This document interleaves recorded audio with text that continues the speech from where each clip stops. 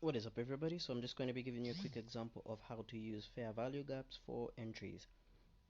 So in order for you to successfully use a fair value gap for entry, you have to have your bias correct for that day, or if you're swinging for that particular swing.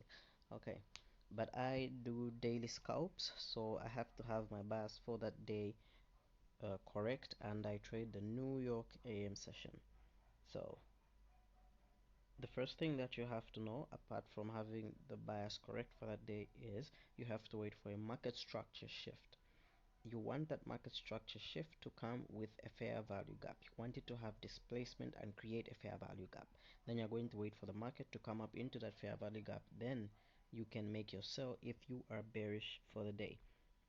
And here on screen I have an example for you. So oops, I'm not going to do too much explaining of what's going on screen. I'm just going to be showing you I'm just going to be showing you how you could use fair value gaps for entries. But keep in mind, keep following the series. I will show you how to put everything together. Now this is what I typically use. This is my favorite entry model. I do not use order blocks or breaker blocks or any of those other ones. I am aware of them, but I just don't use them. They're a bit too complicated for my liking, and the risk of failure might be high on the order blocks. I would prefer to see a market structure shift before getting into anything. Okay, so market structure shift, there's a video, I've done it. If you don't know what that is, go and watch the video, then come back to here, or actually finish this one, then go back and watch that one. Okay, so right here I would say I'd pick that low. We have liquidity being taken. I would also consider this a market structure shift depending on the time frame that you're on.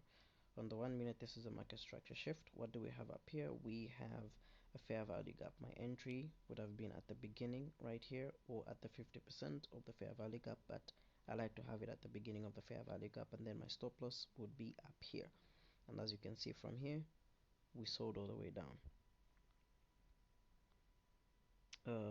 We also usually have a fair value gap around 10 a.m. New York time, which is 16 hours for me. So right here we have a fair value gap, and your entry would have been here, and you would have had another chance to make an entry right there for your 20 pips per day, because that's all you're targeting. If you're doing daily scalps, is 20 pips, nothing more, nothing less. And if you want to be extra safe, you should be targeting 15 pips, because in a day you're guaranteed to get 15 pips if you have the bias correct.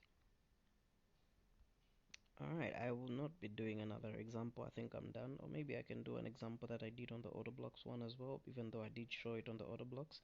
Again, you would want to get your bias correct. I was bullish for Monday, and I would wait for a market structure shift. It happened right here with a fair value gap. The fair value gap is right here. We came back down into the fair value gap, and then we had a move to the upside, guaranteeing my 20 to 15 pips. Alright, and that's all I had for you today. I hope you enjoyed this really short example of using fair value gaps for entries, and I will see you in my next video.